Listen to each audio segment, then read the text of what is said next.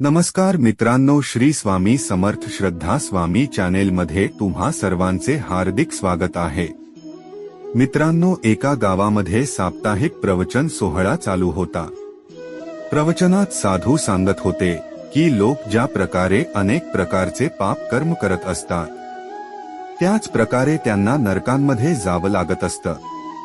परंतु एक उपाय आहे, जर कोणीही राधे राधे नावाचा जप केला तर असा माणूस नरकामध्ये जाण्यापासून वाचू शकतो। मित्रांनो, त्या प्रवचनाला एक शेठ साधूंचा प्रवचन ऐकत असे। प्रवचन संपल्यानंतर ते शेठ ते साधूच्या चरणांमध्ये आले तेव्हा साधू म्हणाले, तुला कोणता दुःख आहे?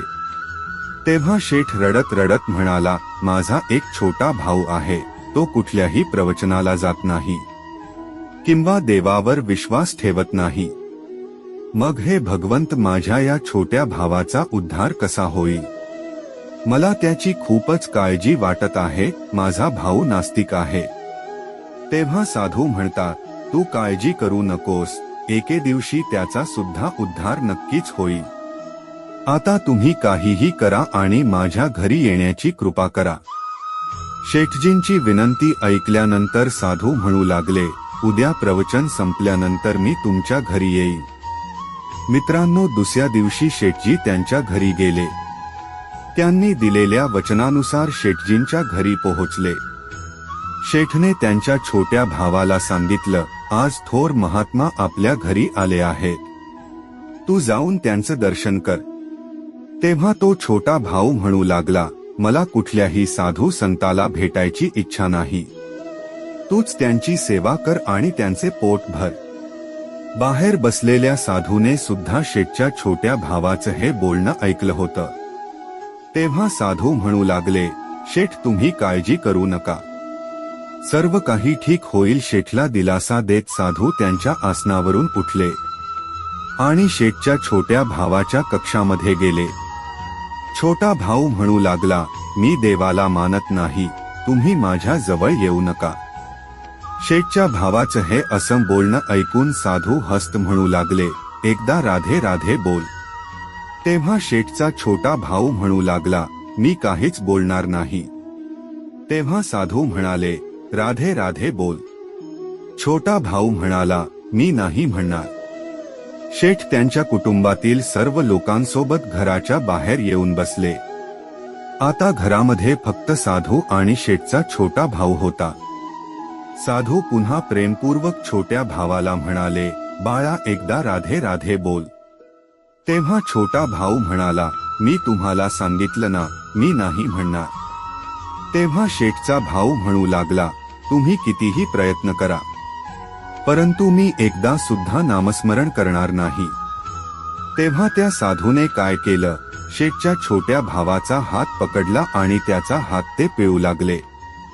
हात पिळून साधू म्हणू लागले, बोल राधे राधे। तो म्हणू लागला, नाही म्हणणार। साधूंनी आता आणखी जोरात शेठच्या भावाचा हात पिळला आणि जमिनीवर त्याला पाडलं। आता साधूंनी त्याचे दोन्ही हात पकडले आणि पायासोबत बांधून दिले आणि म्हणाले, बोल राधे राधे। तेव्हा तो मनाची इच्छा नसताना सुद्धा एकदा राधे राधे म्हणाला। जसा तो राधे राधे म्हणाला तेव्हा साधूने त्याचे हात पाय सोडले आणि साधू घराच्या बाहेर आले आणि शेठला म्हणाले, शेठ तुमच्या भावाचं कल्याण झालं आहे। तेव्हा शेठ म्हणाले, आतून तर खूप जोरात आवाज येत होता। तेव्हा साधू म्हणाले, तुम्ही कामच असं दिलं होतं। वेळ हळूहळू पुढे सरकत होता। जेमतेम काहीच वर्ष गेले असतील आणि अचानकच एके दिवशी शेठच्या छोट्या भावाचा देहांत झाला। आता त्याच्या कर्मांचा लेखाजोखा होणार होता।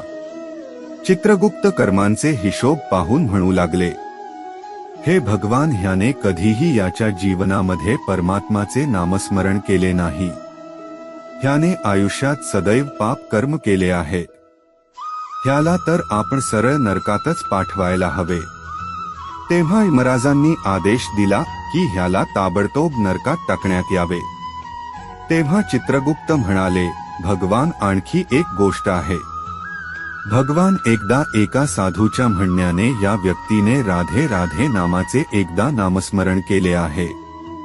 तेव्हा यमराज यांनी त्या व्यक्तीला विचारलं, एक गोष्ट सांग, तू एकदा राधे राधे नामस्मरण केले आहेस, मग मला सांग, आम्ही तुला राधे राधे नामस्मरणाचा फळ द्यावं की तुझ्या पापकर्मामुळे तुला नरकात पाठवून द्यावा.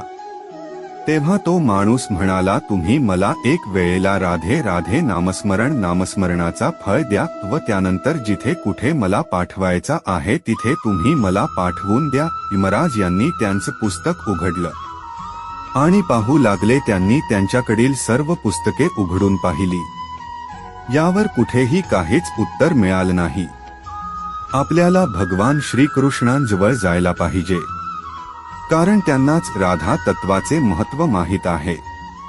त्यांनी श्रीकृष्णानं विचारले, हे एक वेळेला राधे राधे नामस्मरण करण्याचे फळ काय आहे? तेव्हा राधा राणी म्हणू लागली, या व्यक्तीने फक्त एक वेळेला राधे राधे नामस्मरण केले आणि फक्त एक वेळेला राधे राधे नामस्मरण केल्यामुळे त्याने स्वर्ग लोकांची यात्रा पूर्ण केली पाहिजे आणि याला कायमचे स्वर्गात ठेवावे. आणि एका वेळेला राधे राधे नामस्मरण केल्यामुळे ह्याला साक्षात भगवान श्रीकृष्ण आणि माझे दर्शन घडले आहे. यापेक्षा अधिक फळ एक वेळेला राधे राधे नामस्मरणाचे काय असू शकते? जेव्हा राधा राणीने अशा प्रकारे एक वेळेला राधे राधे नामस्मरणाचं महत्त्व सांगितले, तेव्हा यमराज म्हणू लागले, हा तर खूप मोठा आणि अद्भुत फळ आहे. जो व्यक्ती नरकामध्ये जाणार होता त्याने फक्त एक वेळेला राधे राधे नामस्मरण केल्यामुळे सर्व लोकांची यात्रा केली आहे. मित्रांनो, व्हिडिओ आवडला असेल तर लाईक करायला विसरू नका.